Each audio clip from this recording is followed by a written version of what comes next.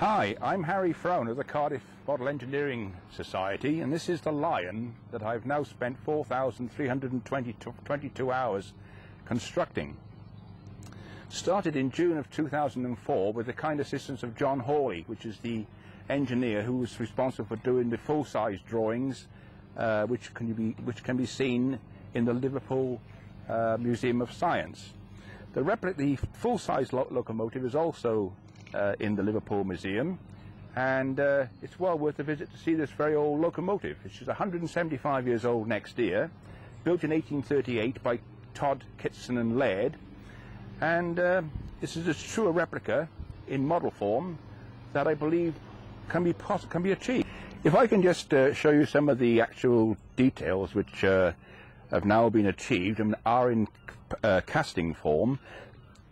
Actual cylinder covers. They have the dished formation there.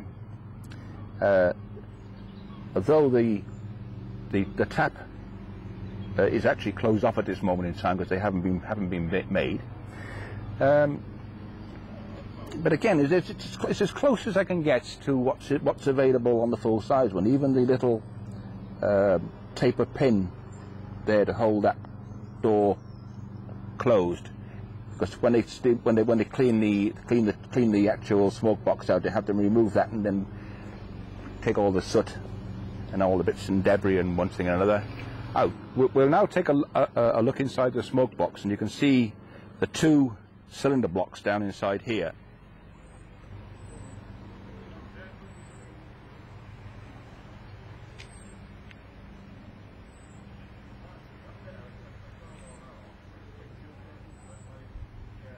The pipes you see here are only in there for this moment in time just to allow me to run it on air, which you will see later. They're not the final fittings. They're just, well, basically to get some air into the cylinders. So we'll just close that up for now. Right, if you follow me around to the inside here, I'll try and talk you through.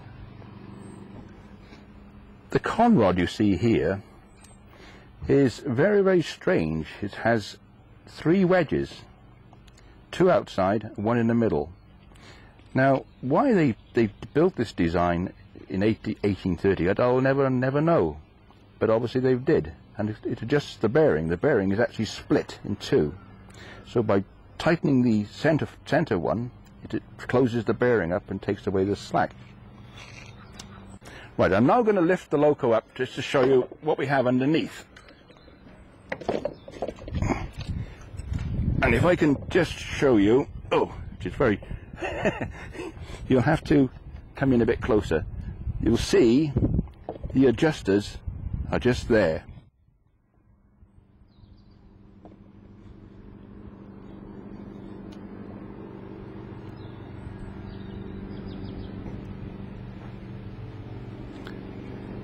Another interesting feature of this locomotive is the two crosshead pumps.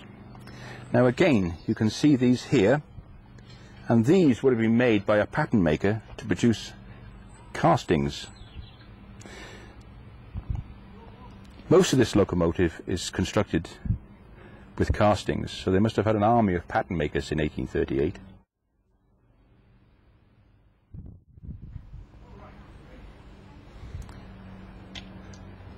One last very interesting feature is the rocking shaft, which is located just here. The rocking shaft, which is just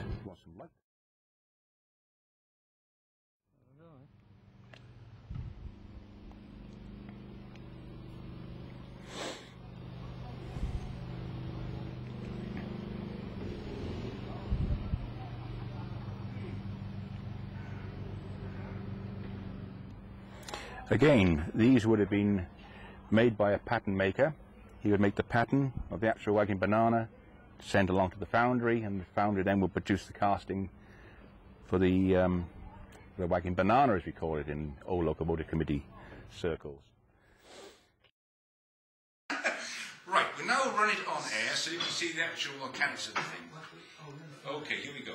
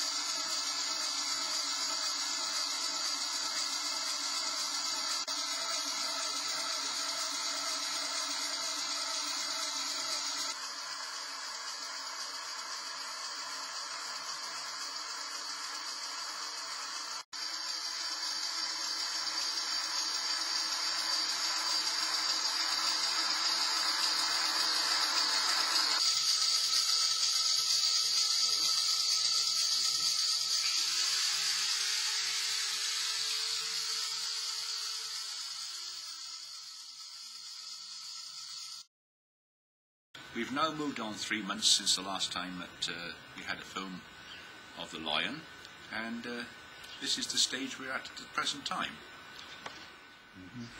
This is the boiler now, assembled into the chassis, and originally, of course, there were several features which I shall explain in a second that weren't in the original lion. For instance, there was no means of superheating the steam. It didn't have a means of blowing to drive the steam up the chimney to increase the draft, and also there wasn't a snifter valve. So if I can bring you around the front of the loco, I will show you the inside, and you can see the features inside the smoke box. Now inside you will see the wet header and the dry header, the superheaters, and also the blower, which is, well, it's right at the very back there. I don't know whether you can actually see it.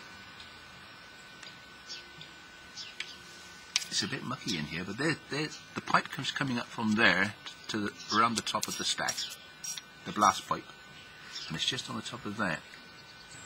You see it? Just there.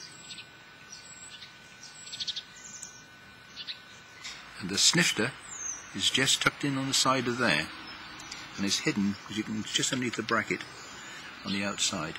So there's a snifter incorporated. While we're at the front of the loco, if you want to drop down a little bit, you'll see the two tiny little taps that weren't there on the last filming. I've now made those, and it's interesting because they're a two-way.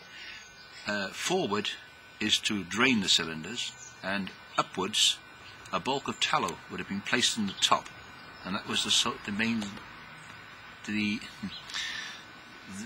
way it was actually lubricated, the cylinders. Very, very clever. In the back of the boiler there's 1, 2, 3, 4 dummy stays, and what I've done, I've incorporated that stay there as the blower. So when you turn the square head, it'll operate the steam down and drive the fire through the chimney.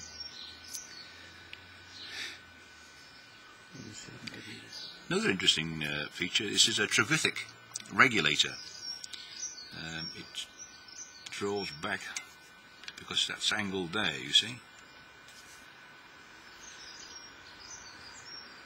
That's how she operates.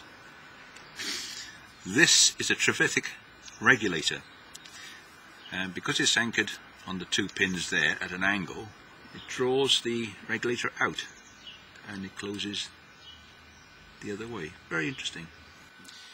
Another 20, 25, 30 hours now just to finish off the cladding, and then painting, and that's the lion completed. 5,023 hours to date. I plugged that this morning. Steam up now, and I'm going to say goodbye to you. Alright? That'll do it nicely.